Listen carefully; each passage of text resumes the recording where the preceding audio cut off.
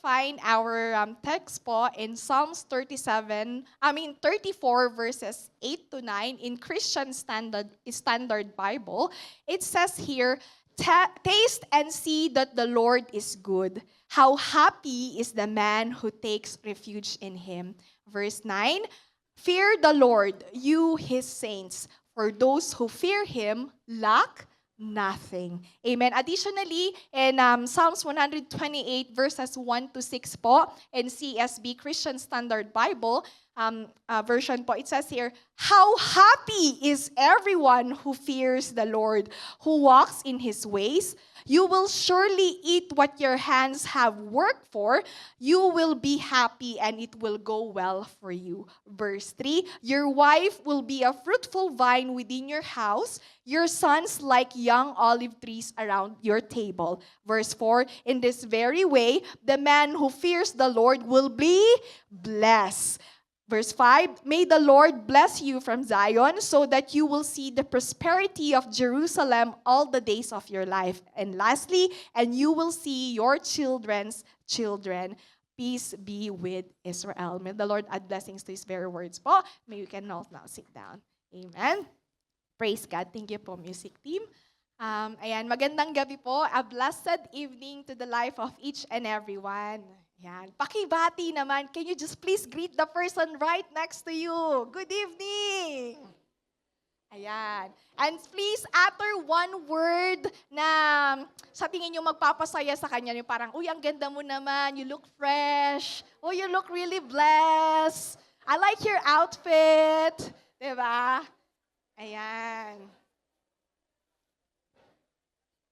It's really lovely, amen, to see everyone smiling in the house, in the temple of our Lord, filled with love, filled with unity, na kahit that even if we are tired from our work, some are working and then studying as well, some has things to, some errands to do for the whole entire week, but here we are, amen, in the presence of God, para po tayo ay ma-refresh, tayo po ay ma-remind again ng pagmamahal ng Panginoon. Amen? So, for tonight po, by God's grace, ako po ay magtuturo ng ating topic, as we have already read po yung ating mga verses. So, I entitled my topic po for today as the daily celebration of God's goodness. Once again, daily celebration of God's goodness. Amen. So, doon po yata sa pang-apat na slide as I'm going to jump na to my introduction. May tanong po ako, how's life?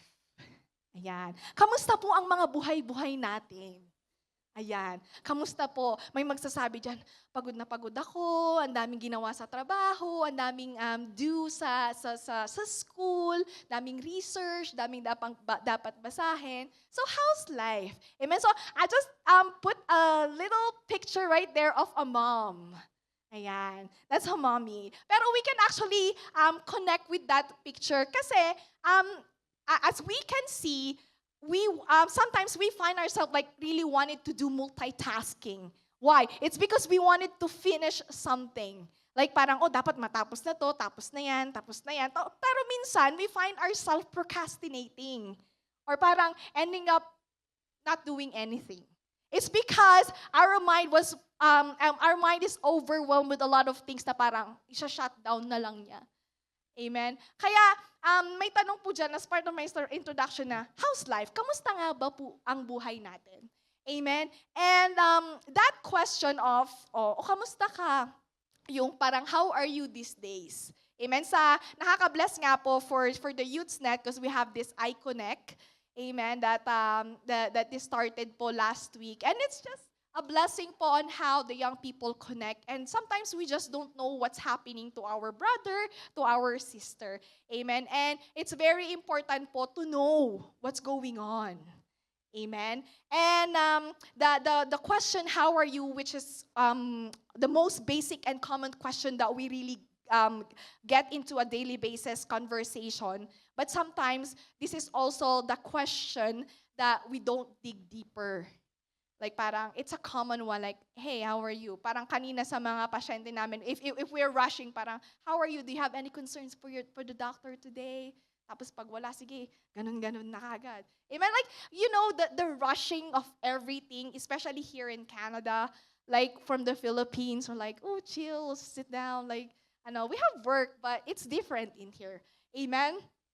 And in this month po of November, we have this declaration po of revival, a call to celebrate the fullness of life.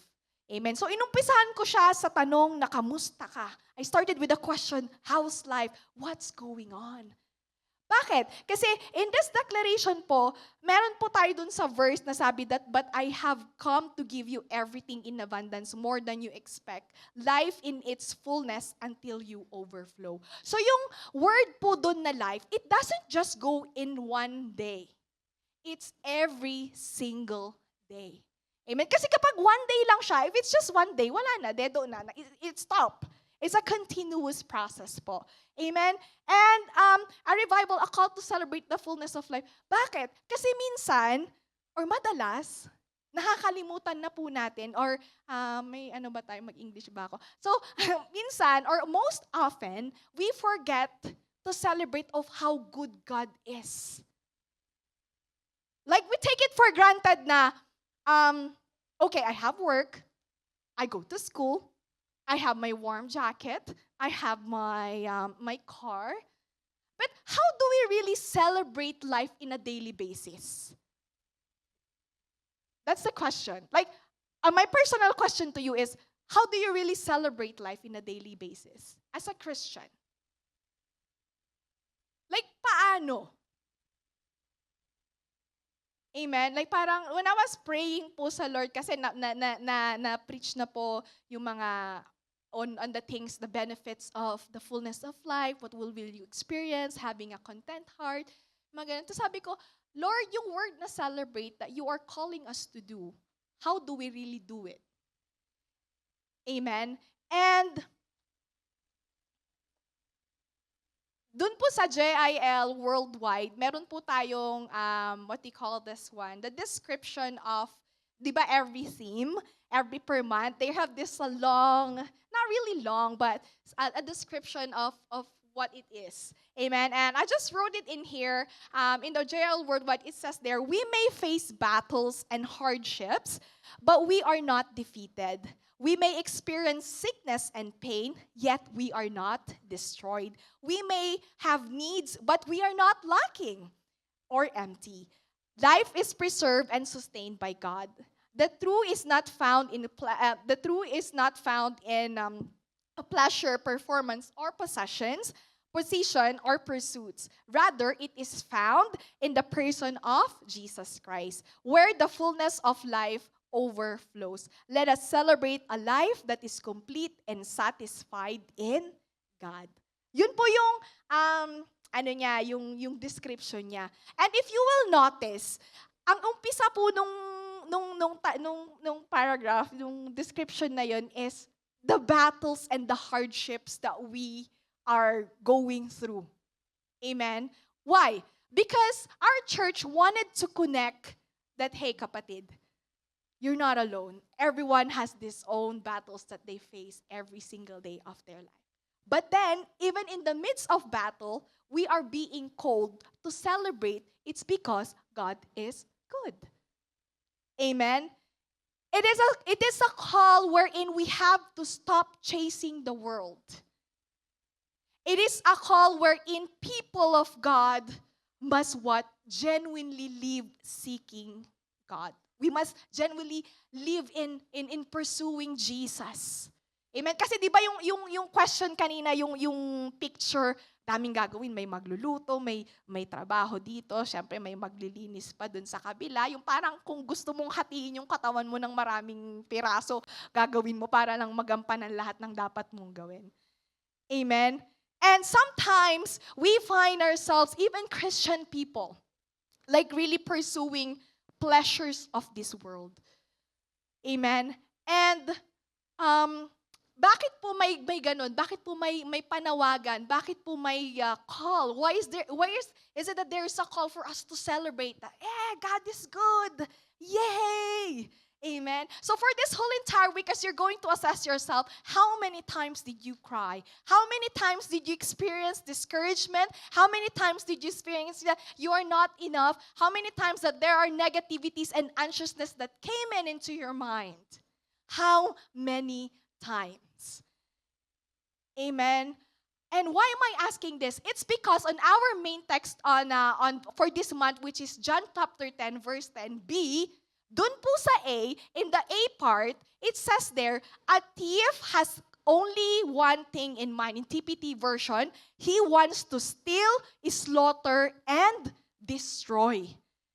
Amen. So, the devil has been stealing, killing, and destroying the people of God.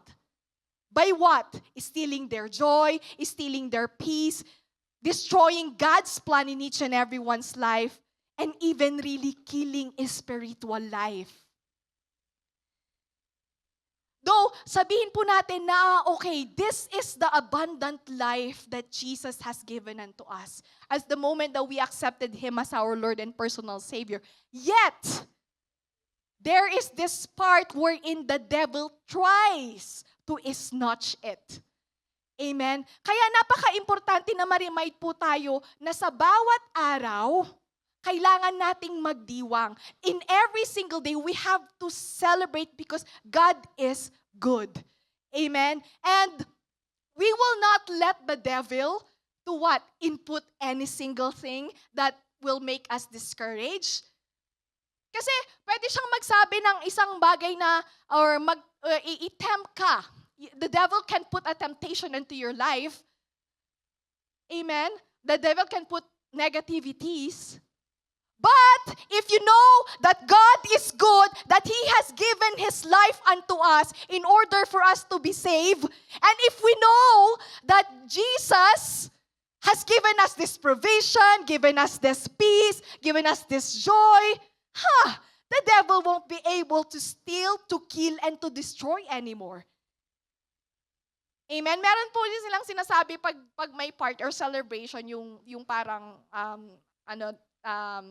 the one who kills the moment of enjoyment. Ewan ko kung KJ. ang devil, ano yan? Killer ng joy. Ang devil, stealer yan ng plano ng Panginoon sa buhay ng isang anak ng Diyos. Kaya, dapat tayo bilang mananampalataya, as being a Christian, being a follower of our Lord Jesus Christ, we must always have to be joyful every day. Sabi nga doon kanina, sa bagyo at sa problema, sa galak at sa pag-asa, ang nais ko'y purihin ka, Jesus. Amen?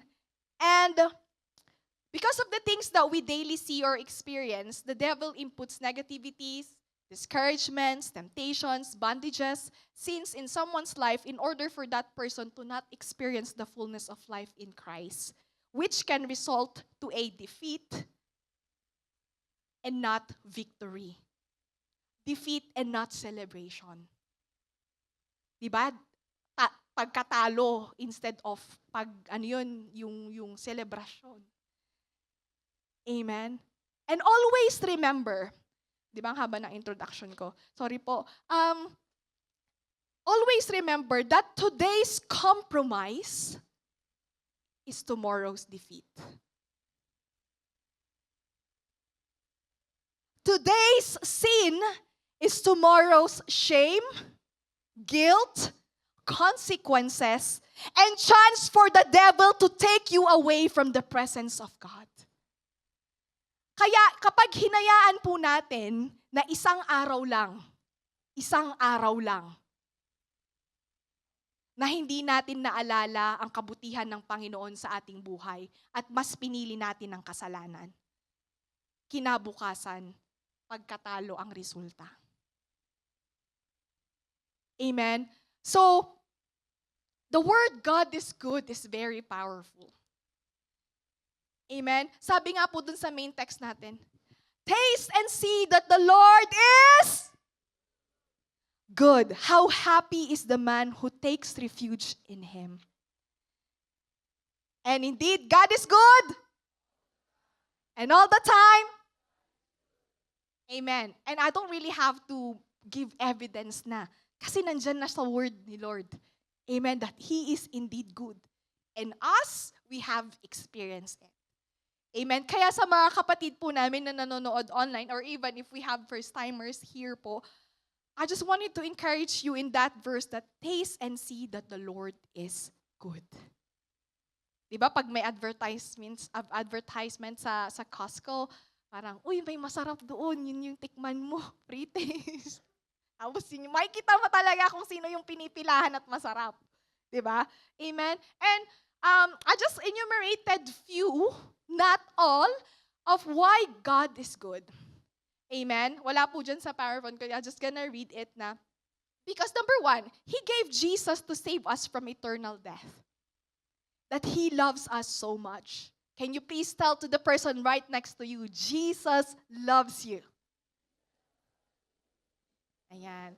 Sabihin mo, huwag ka nang magdrama, hindi ka nag-iisa, may nagmamahal sa'yo. Amen?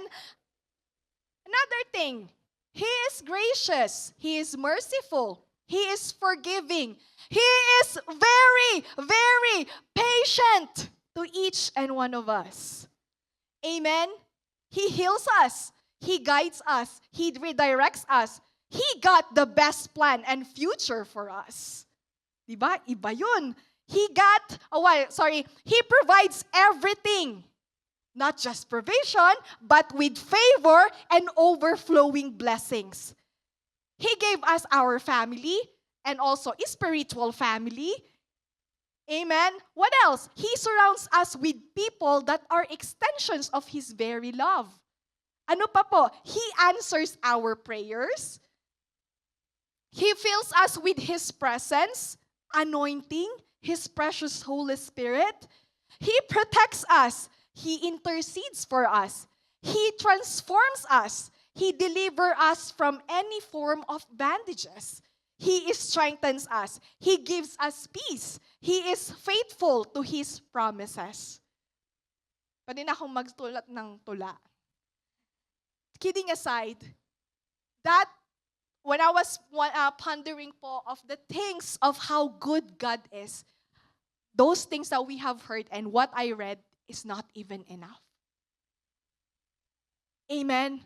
And that personally tells us na ang Panginoon mabait, ang Panginoon tapat. Amen?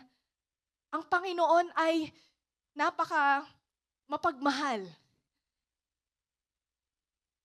Amen? So, now, nakita na po natin nung kamusta ang buhay, kung gaano po kabuti ang Panginoon, on how good God is, of what is the devil's plan, of why are we really have to celebrate it every single day, celebrate the goodness of God every single day. So, ang tanong po dito, paano po tayo magdidiwang araw-araw? How are we going to celebrate? Amen? The fullness of God, the goodness of God, each and every day. So, I'll just want to define po the word celebrate. According to Oxford Dictionary, it is an action of marking one's pleasure at an important event or occasion by engaging. It is something enjoyable. It is typically something social.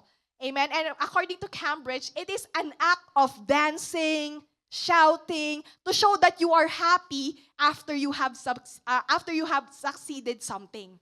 So have you gone to a celebration wherein everyone is down? Wherein everyone seems to be so problematic? Sino dito nag-birthday? Who has a birthday this month of November? Happy birthday. Yan. So, di ba, kaya nga, di naman natin kinakanta yung kantang, birthday to you, birthday to you, birthday, birthday, birthday to you. Di ba? We say, Happy birthday to you. Kahit, and even if we don't have instruments, we clap our hands. So we see now the picture of the word celebration, that it is something joyous. It is something that we are like, tawag nito, masaya tayo. Amen? Masaya. You know what? These days, one of the greatest problem po that we are facing is mental health and addiction problem. And if you will interview a patient who is experiencing depression or anxiety, they have this a feeling of loneliness. They have this feeling of being left out. Feeling of what? Alone. Feeling of no one loving them. Yung sad, malungkot.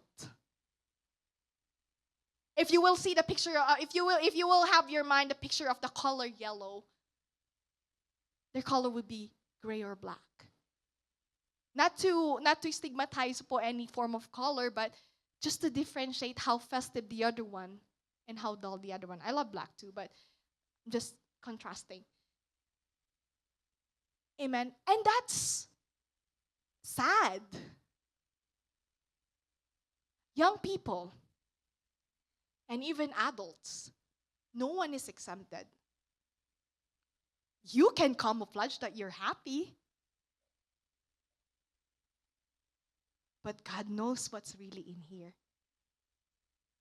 Kaya nga po, ngayon yung ituturo ko po, I hope and I pray na these are common things. But I hope and I pray na ma-remind po tayo. Amen. Na kung paano po tayo mag-celebrate araw-araw ng kabutihan po ng Panginoon. Amen. And just a warning po, in celebrating, it can be a good way and sometimes it can be a bad way. Nung hindi pa po ako Kristiyano, when I was not yet a Christian, of course, I love birthday parties. Free food. And with Sharon. Right? And have you ever gone to a birthday party, not to judge them, wherein there are alcohols, there are, things that the Lord doesn't want, and we're like, let's go party. It's happy. They're celebrating. They're joyful. It's good. But it's in the wrong way. Amen. Naman po ngayon, let's the picture of how we properly, of how we gonna do it properly po, daily. Amen. So, number one, we will celebrate God's goodness by obeying. Amen. Celebrate by obeying. In Psalms 128 verse 1, sabi po doon, how happy is everyone who fears the Lord, who walks in His ways. Who walks in His ways. So sa Tagalog, pag tinagalog mo yun, hindi ko alam yung Tagalog, parang napakasaya naman ng taong ito na lumalakad sa kaparaanan ng Panginoon. Is that right? Itong taong to, masaya siya kasi lumalakad siya accordingly to the Lord's ways. Amen? So, and another po, in verse 4, dun sa Psalms 128, in this very way, the man who fears the Lord will be blessed. Sino po dito ang inuutusan sa trabaho? Who among us is being like parang sinasabihan, gawin mo to? Of course, lahat us, di ba? At school, at home, wash the dishes, clean your room. And sometimes like, I don't want to, I'm tired. Di ba? And also, sometimes we find ourselves in a daily basis of God saying, anak, please do not do that. Anak, please do not do any form of compromise. Anak, please do this. Amen? According to His very words. And sometimes we find ourselves complaining like parang, ang hirap, Lord. I cannot do it. Which is, we're all guilty. I'm guilty with that. But then, sa araw-araw pala nating paglalakad, in obedience, in obeying God, we are celebrating. It's because in obedience, there are blessings. And in disobedience, there is what? There are curses. And you can actually find that in the book of Deuteronomy chapter 28. Read it po. Sabi ko, Lord, makakapag-celebrate kami sa araw-araw sa buhay namin, sa pamamagitan po ng pag-obey at pagsunod sa inyo? Yes. Kasi, blessings flow. His presence flow. There is this real joy. There is this real peace. Amen? And actually, if you will read po the Bible, of course, in Leviticus chapter 23, ang ganda po lang i-internalize na in the festival of Passover and in the festival po that the Lord has commanded the Israelites, He still also have instructions. So hindi lang sila basta-basta magkakaroon ng Passover or magkaroon ng festival of this, festival of that. The Lord is instructing them, okay, you have to have this sacrifice. A lamb or a bull that doesn't have any form of blemish. Diba? Yung may mga measurement siya. Minsan tinatamad po tayong basahin yun, pero there's a message on that. Amen? Kaya ang panawagan po ng Panginoon na sa bawat araw, tayo po dapat ay sumunod sa Panginoon. Amen? And hindi lang, kasi meron din po kasi yung moment na, okay, obey today, tomorrow hindi, dito, ganyan, ganyan, ganyan. Skipping, interval. Amen? So, we will be able to celebrate God's goodness in our life if we will obey Him every single day. Amen? Kasi in obedience as well, there is protection and there is covering. The devil won't be able to what? Snatch, to kill, or to destroy. So for students, in order for you to graduate, aren't we supposed to really have to follow every single instructions that our teachers say? Amen? Kasi kahit na tama yung sagot mo, kung mali yung pag-obey mo, mali pa rin yung sagot mo. When I was taking national licensure exam po in the Philippines for registered nurse, our teacher was, anong tawag nito? He was telling us every single time, please read the instruction first before answering. Kasi kahit na alam mo yung sagot, kung mali yung pagsunod mo ng instruction, wala, mali din. Ganon din po tayo. Bilang isang Kristiyano, ang kailangan natin basahin ang salita ng Panginoon. Kasi, for example, okay, this one seems to be right, but then, at the end of the day, hindi pala yun yung gusto ng Panginoon. Amen? So, and also for workers, are you gonna be promoted if you're lazy and not doing anything? Of course not. Diba? Napunta tayo sa student, ngayon sa workers naman. Diba sa trabaho, meron tayong mga rules and regulations that we obey. And we will actually really celebrate life, the fullness of life in Jesus if we are obeying Him. And also in our workplace, in our secular jobs, makikita your manager will see, oh, si Kervin ang sipag. I-bless ko nga to, i-promote ko nga to. Bigyan nga natin ng, ng additional $5 per hour. Agad-agad! Aren't you gonna be happy? Amen? But, the thing there po, I'm not saying just obey Him just because you wanna get blessings po. No. No, not in that way. You obey Him because we simply love Him. Amen? And it is a daily walk po, amen, of righteousness. Pakisabi nga po natin, daily walk of righteousness. or daily walk in righteousness. Grammatically, I don't know. Amen? So, pakisabi sa katabi, please tell to the person right next to you, obey.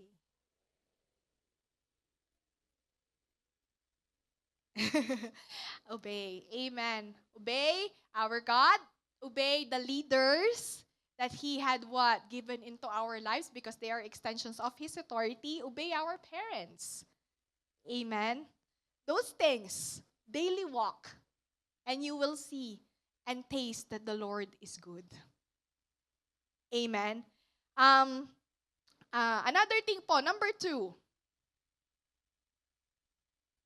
celebrate by serving. Celebrate by serving. Doon po sa Malachi chapter 3 verse 18 in NLT version, ang sabi po dito, then you will again see the difference between the righteous and the wicked. Between those who serve God and those who do not.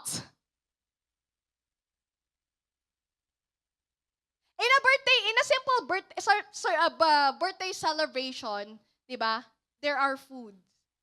The person who's celebrating the birthday is serving us or giving us food. Amen? So, sa bawat araw po, napaka-importante pala na we are going to celebrate the goodness of God by serving Him. Why? Because He is just simply good. Amen. It is a flow of our thanksgiving from our hearts towards Him. Amen. So makikita mo, you will distinguish the difference, di ba, between the person who serve God and who do not. Pakitignan nga yung katabi mo, is that person serving God? Do not judge. Tignan mo lang. Di ba? If hindi pa, pakisabi, if not yet, serve God.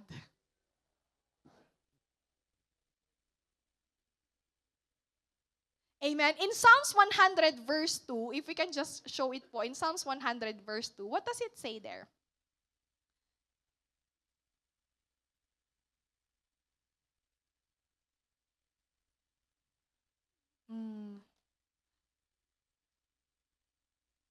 Okay.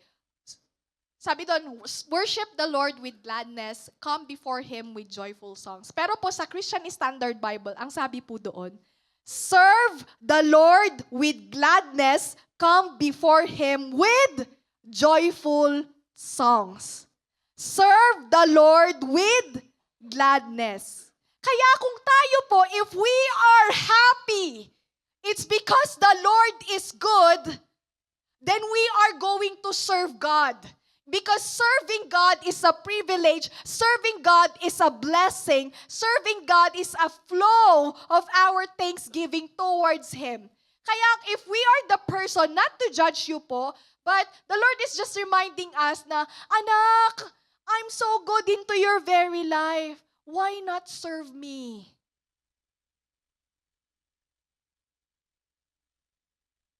What is stopping us to serve God if He is that good? What is making us complain if He is that good? Schedule sa work? May pamilya? May problema? May pinagdadaanan? May ganito? May ganyan? But regardless of those, still God is good. So if still God is good, still have to serve Him then. Amen. So some Christians do find serving as a burden. But it shouldn't be. Serving God is a part of our celebration of His goodness in our life. And serving God is what? Is indeed a blessing. Kaya nga sa life group po, ini-encourage talaga namin, mga life group leaders, all the members, serve God. Serve God. Fulfill your purpose. Wherever we are, we can serve Him. In our workplace, in our school. Amen. Kasi 'di ba kanina yung definition po natin of word celebrate, it is something that you have accomplished. You have succeeded on something. Amen. Pag nag-birthday ka, we're celebrating here because another year has passed. Amen. Pero tayo bilang Kristiyano, if we, as a Christian, we are not fulfilling our purpose of serving God, do you think we are accomplished? Do you think is there something to celebrate too? No. Why? It's because you didn't fulfill your purpose. That's why these days, a lot of people are feeling empty, feeling unsuccessful, that even if they have $1 million in their bank accounts, you have 5 cars, you have this massive mansion. Wow. Yes. But at the end of the day, they feel what? Empty. They feel what? Parang may kulang. There is something missing.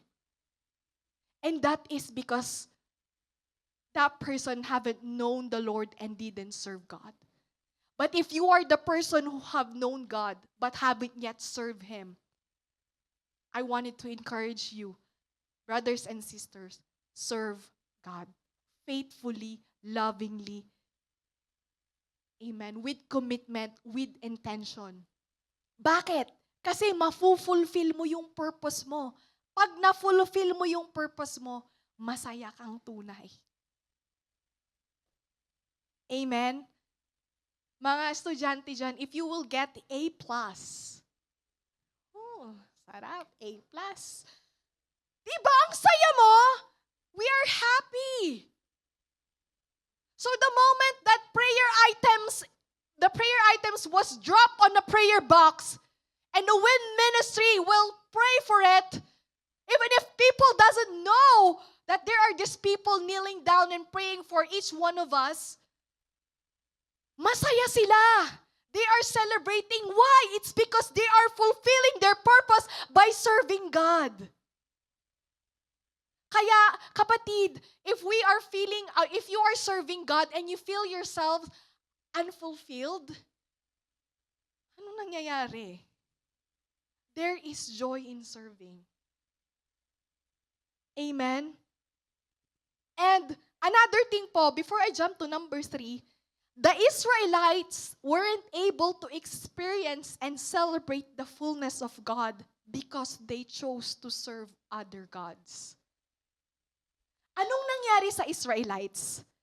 What had happened for that entire journey that they went in? Whenever there is this tribe that they will defeat them, it's a cycle.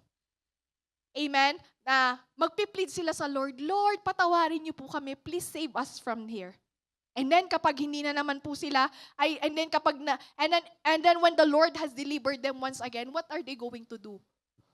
It's sad in the book of Judges, in the book of Deuteronomy. The word again, the Israelites sinned before the eyes of the Lord. They served Baals, they served other gods. They served the gods of the other nations. They intermarry their daughters to those kites, yung mga ites. And then what happened?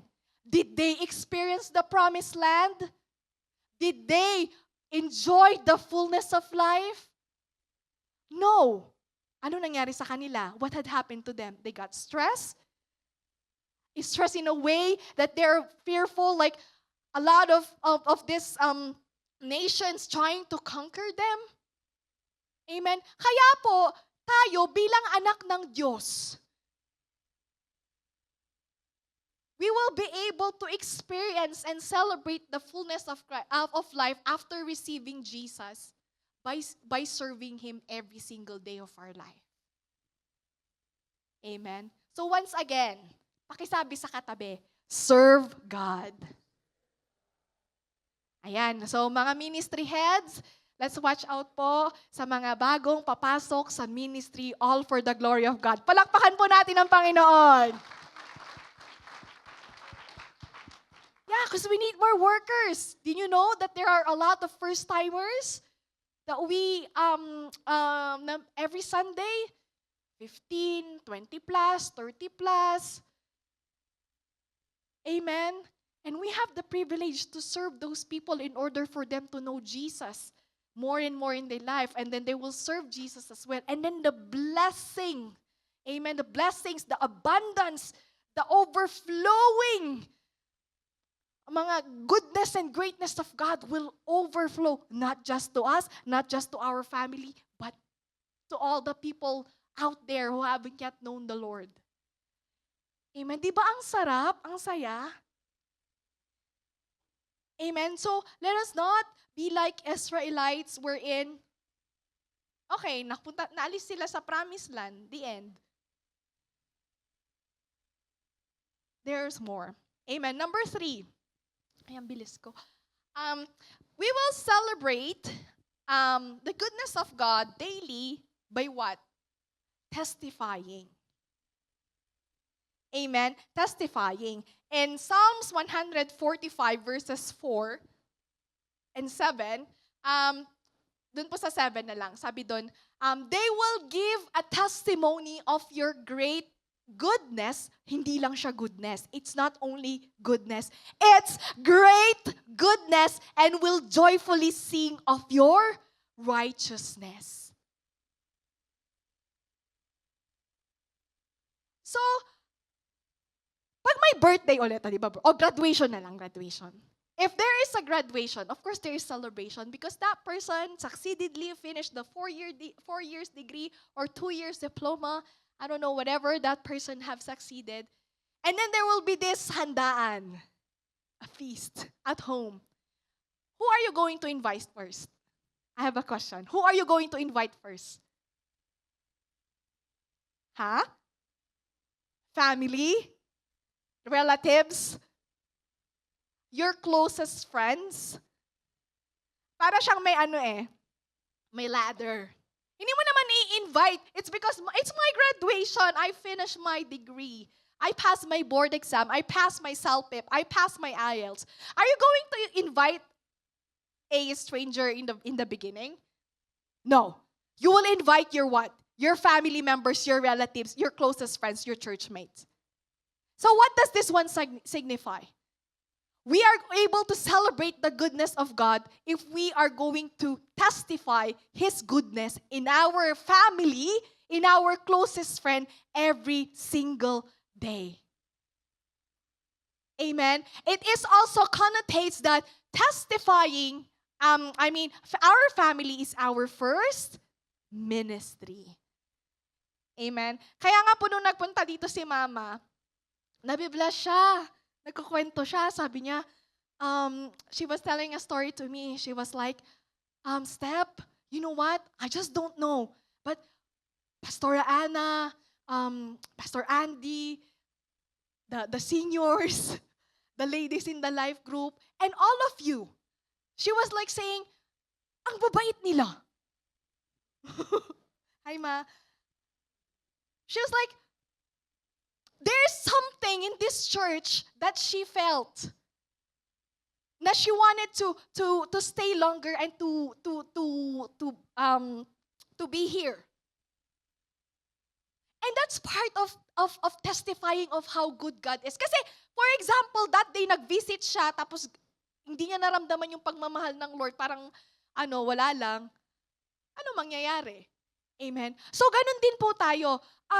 In inviting people, we have to say of what the Lord has done in our life. Amen? And di ba, pag i-invite tayo ng birthday, ng graduation, babalik ako doon, you will say to your family, ito po, yung ginawa ng Panginoon, this is what God has done in my life. My mom, was actually like questioning me when I was starting in JIL po in Europe. She was like, bakit ka nandyan sa church na yan? Bakit ka mag-iiba ng religion? Bakit ganito? Bakit ganyan? Not to boast myself, but the thing is, if our family will see our daily walk, amen, with Jesus, maboborn again din sila. And that's a celebration. Amen? So, another thing po, sa workplace din natin. Sino po dito, um, um, uh, tawag dito, can boldly say, I have testified the goodness of God. Amen? Amen. Amen. Amen? Praise God. Sige po, palakpakan natin ang Panginoon. In verse 4 po of Psalms 145 in Christian Standard Bible, our generation will declare your works to the next and will proclaim your mighty acts. Amen? So, nagsasabi lang po dito, from generation to generation. Amen? So, yung main verse natin na, taste and see that the Lord is good. Hindi mo pwedeng sasabihin lang kay Kirisha, taste and see that the Lord is good. Paano mo nasabi that the Lord is good? You have to tell her. Amen? And ang pinakamasarap po talagang testimony is your personal experience. Amen? We shouldn't keep it to ourselves. We have to share it. Diba? Masaya ka, nag-graduate ka, may birthday party, ganito. You just don't keep it to yourself. You include the people around you. And that's also when it comes to evangelism po and discipling. We have to testify that the Lord is good. Sa trabaho po, kanina, my heart was broken kasi if you're dealing with sick people, di ba parang iba yung pakiramdam eh. Tapos, syempre, pray ka na lang. And then, you know how hopeless they can be. Amen? And nasabi ko lang kanina dun sa isang pasyente ko, you know what? God can heal you. God can, bahala na, sabi nila, bawal daw mag-share ng gospel. Sige, mag-share tayo ng gospel. Si Lord naman to. Sabi ko, God can heal you. I will pray for you. And then she was like, you know what? My little girl, sabi niya sa akin, my little girl, thank you. I believe in that. Sabi niyang ganyan. So, hindi man siya something grand in a sense of like parang, woo, woo, woo, woo. Pero, that joy and peace that you shared to that person, it's a celebration. Amen? Kaya nga, we can daily celebrate God's goodness by testifying of the things that He can do. He did in the Bible, His saving grace, amen, and especially the things that He has done in our very life. Amen. Ito po, testify ko na lang din. Marami po sa JIL North Calgary and even Canada-wide na lang din or abroad-wide, a lot of people are praying for their papers. Win ministry, name it. There is a long list. And here comes the government saying, eto hindi na pwede. Pero nandito po ako ngayon sa harapan nyo. I'm here in front of you testifying that God is able to work miraculously into your paper. Not because that I said, but because God said. Amen? Kaya kung ikaw yung taong nadi-discourage, it's because of your situation when it comes to your work permit, to your LMIA, or to your status here in Canada. Nothing is impossible with the Lord. Amen. I went through a pace of difficulties of being being deported 2 beses, Europe and here in Canada. But where am I at now? I am here. Amen. Nandito po ako na nagpapatotoo na ang Diyos natin ay buhay at kaya niyang gawin. Amen. Ang papers na yan, kaya niyang mag-provide. Amen. Praise the Lord. Hallelujah. And, ang bilis. Lastly, we are able to celebrate God's goodness by what? Paki-show nga po. Celebrate in testings. In Habakkuk chapter 3 verses 17 to 18 in Christian Standard Bible po, or in NIV, whichever.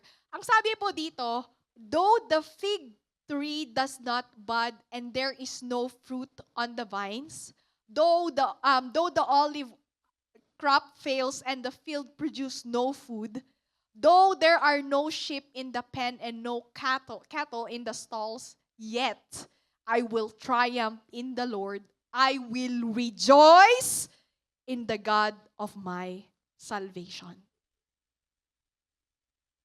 Uy, Ate Steph, paano naman yan? Magse-celebrate kami in testings. I just wanted to encourage you po that God tests first before He blesses. May testing muna bago may pagpapala. Paano mo nasabi yan? Patunayan natin. Deuteronomy chapter 8 verse 2. What does it say there? Deuteronomy chapter 8 verse 2. Yan. Buksan po natin yung Bible natin. Remember how the Lord your God led you all the way in the wilderness these 40 years. Diba? To humble and test you in order to know what was in your heart, whether or not you would keep His commands. I have a question. Brothers and sisters, are you going through into something difficult right now? In your family, in your papers, in your health, in your finances, in your family, in your school, in your career, in your service, in the ministry, or in your spiritual life.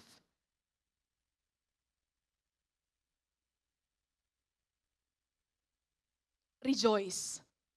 Bakit? Why? Dahil may gagawin ng Panginoon. If you are experiencing problem, rejoice. It's because it is an opportunity for God's miracle to work upon your very life. Amen. And God's promises are not changed just because there are problems that arises. Ulitin ko po. His promises are not changed just because a problem arises.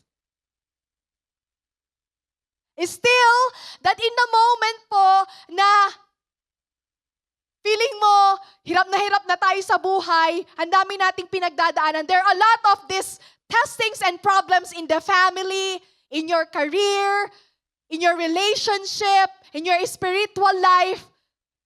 But still, one thing that remains is God is still good.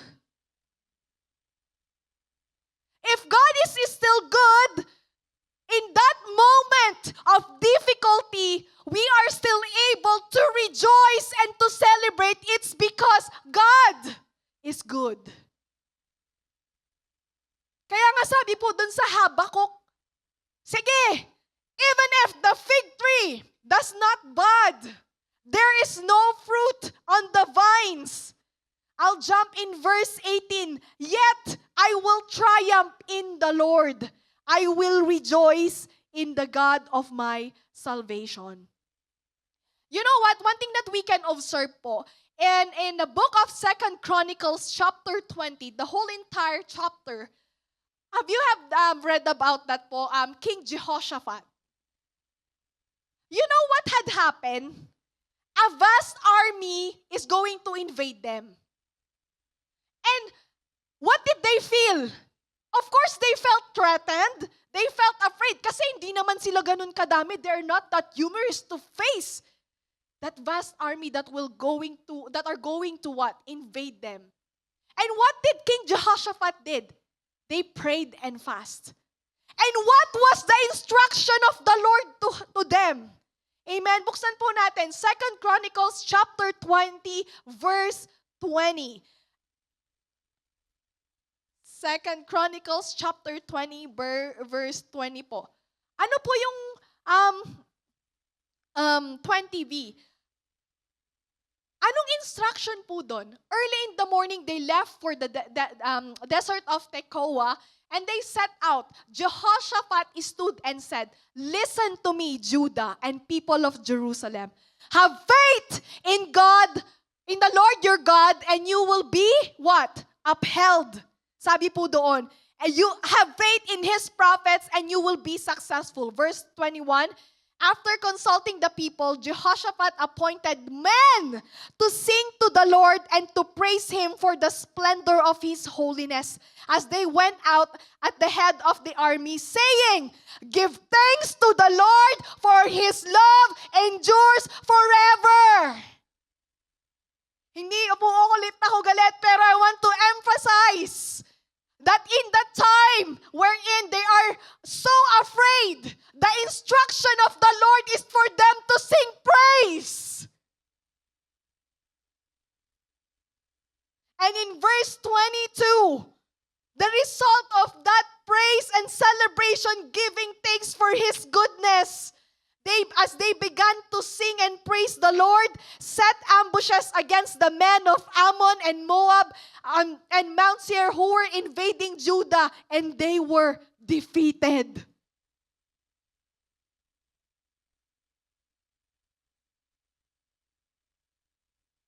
Imagine that. Diba, I remember nung one of my preaching, nagsilinis ako ng kubeta nun, tapos sabi ko, "Give thanks to the Lord, our God, our King. His love endures forever." Kahit parang, yak ka na, thanks to the Lord. Kapatid, brothers and sisters, in times of testings, let us rejoice in the Lord, because afterwards there is victory. Amen?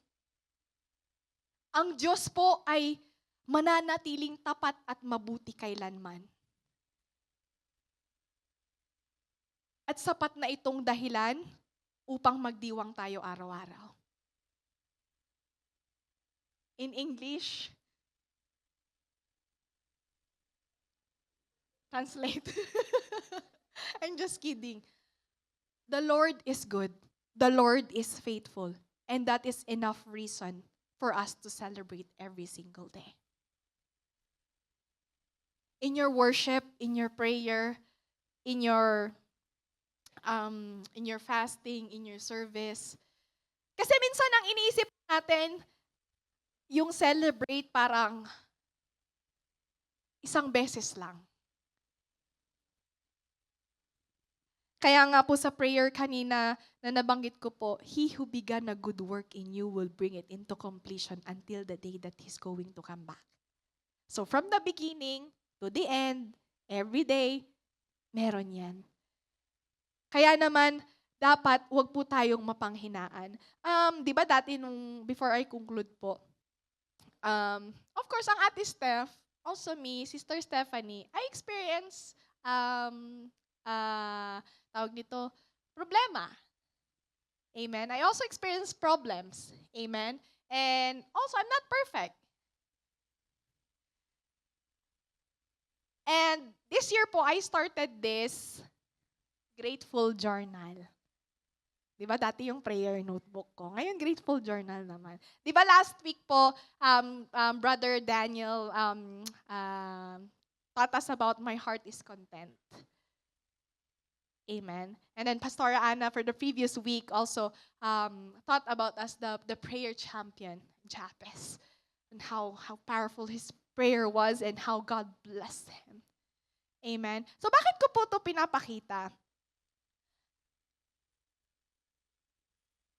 Kasi in every day, if we don't find something that we are thankful for, we're going to forget that the Lord is good.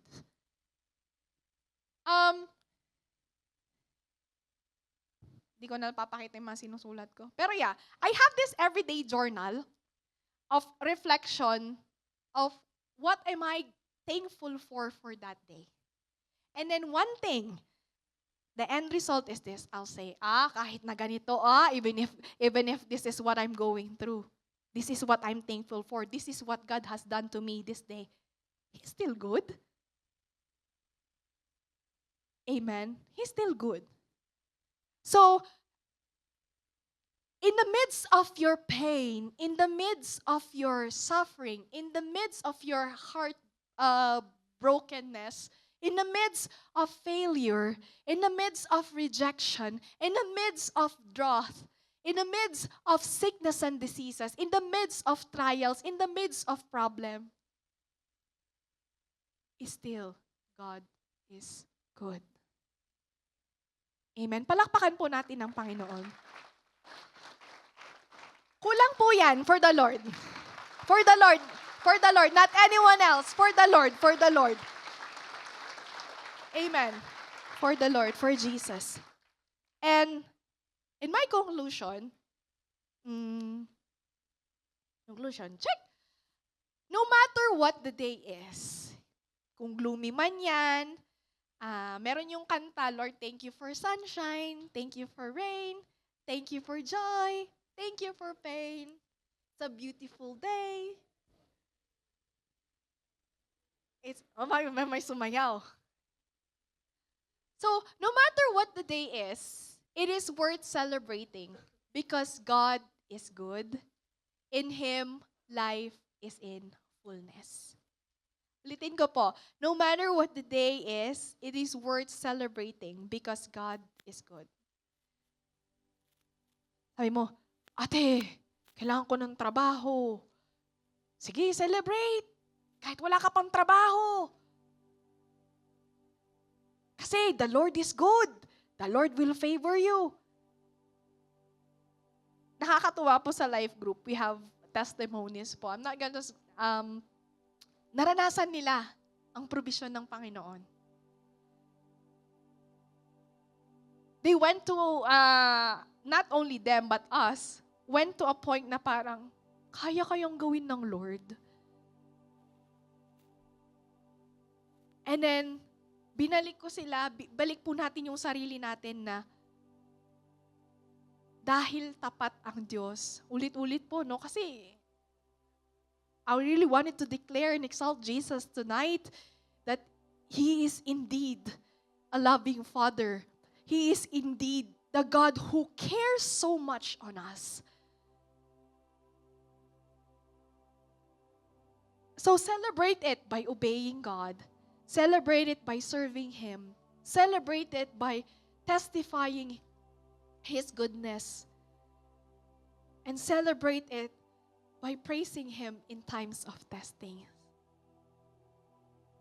Always celebrate life in Jesus.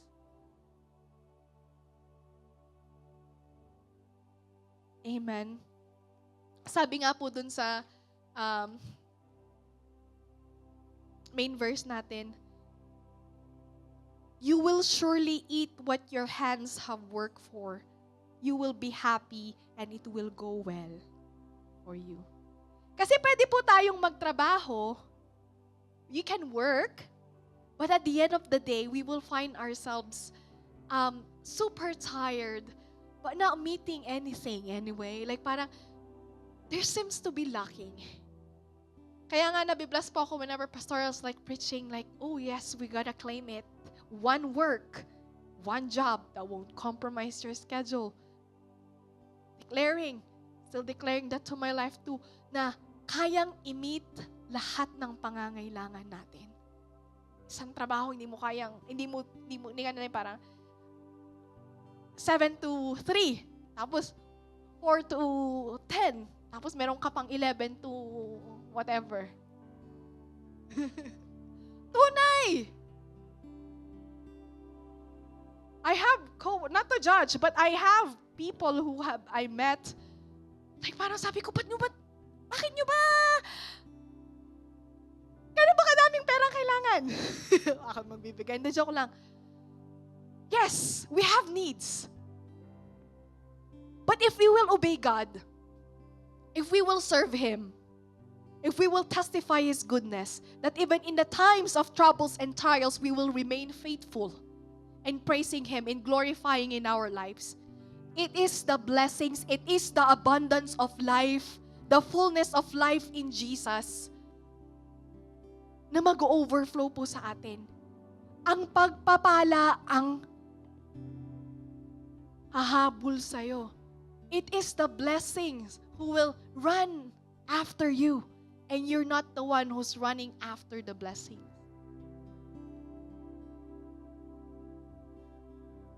Sabi ko nga, I celebrated actually 10 years. 10 years abroad.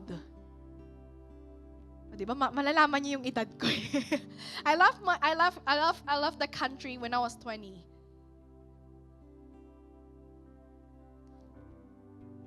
One thing that I can testify, never nagkulang ang Lord. So dun sa kanta na, all my life you have been faithful. All my life you have been so, so good. Every breath that I am able, and I will sing of the goodness of God. Buhay na buhay yun. Amen. So, sa buhay po natin, are we acknowledging how good God is? Of course. Amen.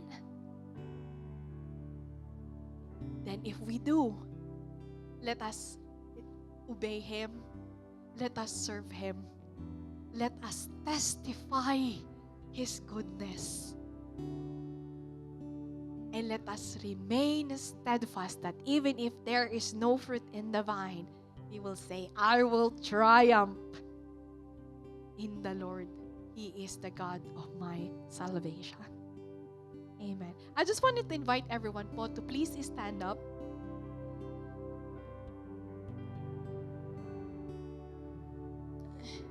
Meron po dito, of course, may single, meron pong may pamilya, and we have different na pangangailangan. Amen. And for those who have family, sabi po ng Lord in our main text, your wife will be like a fruitful vine within your house, your sons like young olive trees around your table.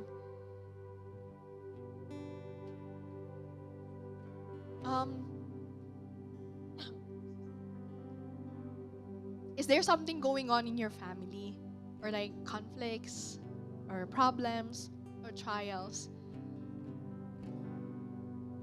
I wanted to encourage everyone po na in the midst of that, God is still good and He can do a miracle.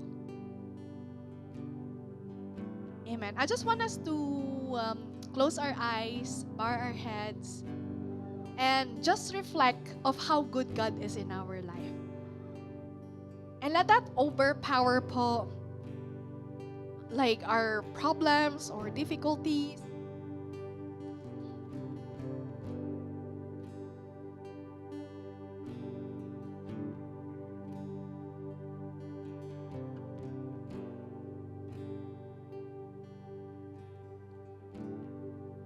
Sige lang po, let's isipin po natin kung gaano po kabuti ang Panginoon. Let's think about how good God is in our very life, and let that goodness of God exalt Him. Ating mga buhay.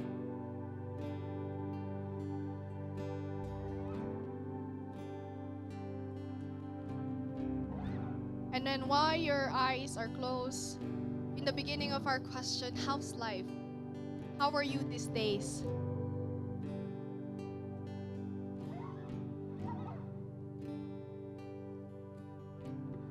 Remind that God gave Jesus, His only begotten Son, in order for us to be saved.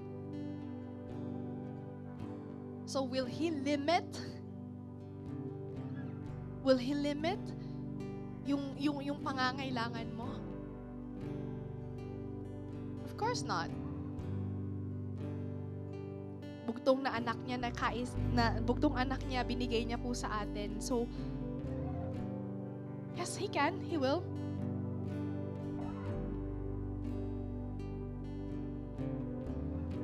And before we pray po, let's just sing the song declaring the goodness of God in our life. paunahin po natin na sabihin natin na mahal po natin siya. Let us start it saying, I love you, Lord. I love you, Lord, for your mercy never fails me. All my days I've been held in your hands. From the moment that I wake up until I lay my head, oh, I will sing of the goodness of God. Minsan pa po, let's say, I love you, Lord. I love you, Lord, for your mercy never fails me. All my days I've been held in your hands. From the moment that I wake up until I lay my head, oh, I will sing of the goodness of God. 'Cause all my life you have been faithful,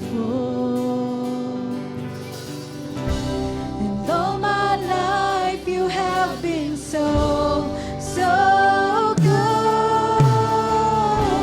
With every breath that I am able, oh, I will sing of the goodness of God. I love your voice. You have led me through the fire and the darkest night. You are close like no other. I know you as a father. I know you as a friend. And I have lived in the goodness of God. Let us all declare His goodness. 'Cause all my life you have been faithful. 'Cause all my life you have been so, so good. With every breath that I am able, oh, I will sing of the goodness of God. Your goodness is running after, it's running after me. Sige po, i-deklara natin sa buhay natin that the goodness of God is running after in our lives. Praise Him! My life laid down and Praise Him!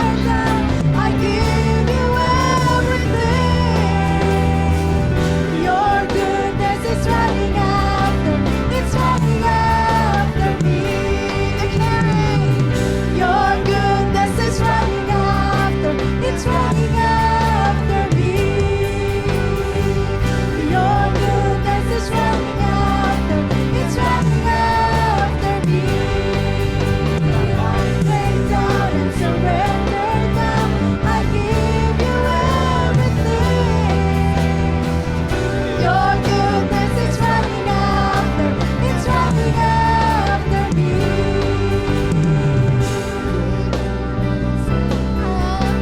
It's running after me.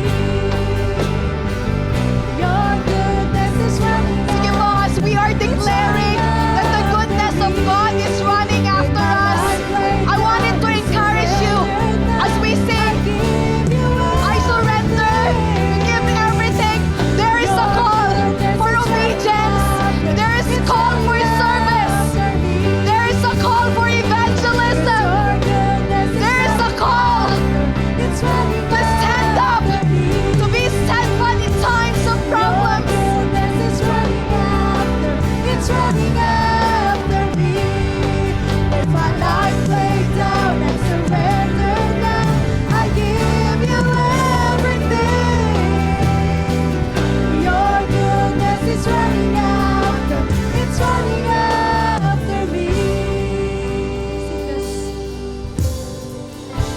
'Cause all my life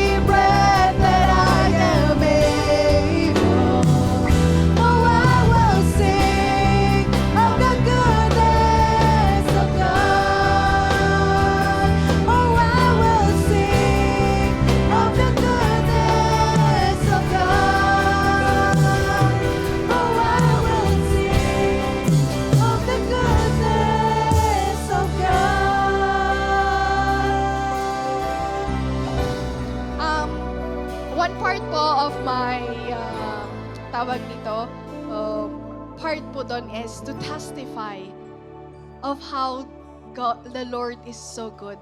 Now, it's just impressed po sa sarili, ng Holy Spirit po sa akin na right now, here in this church, can we just grab one person and testify to him or to her, babae to lalaki, babae to babae po, lalaki to lalaki, testify to that person po of the goodness that God has done into your life. Like, yes, I've been saying, okay, the Lord is good. He is so faithful that in the times of your problems, in trials, we are called to still praise Him. That we are called to obey Him, to serve Him. But how can we even do those if hindi po natin sisimulan? Kaya, I just want you to ask to grab one person or kung wala, tatlo kayo, just gladly testify to that person of how good God is into your very life. Sabihin mo, alam mo, ang Lord, ang buti-buti niya kasi kahit wala akong baon nung nakaraan, binigyan niya ako ng baon. Yeah, sige, boldly testify it po. Say it with joy. Sabihin mo, alam mo, nagkasakit ako nung nakaraan, pero by God's grace, napagaling ako. Ang bait ng Lord. Huwag po kayo mahihiya, sabihin nyo.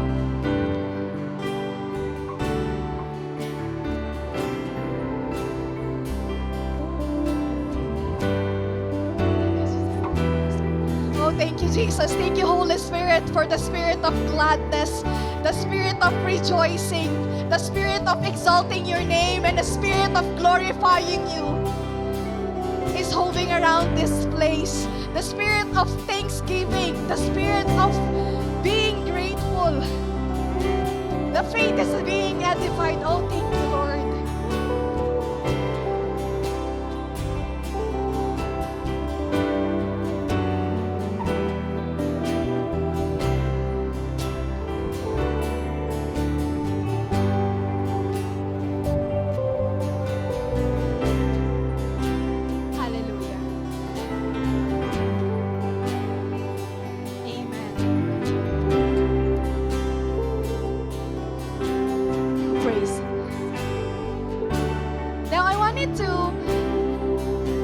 Everyone's attention po for now.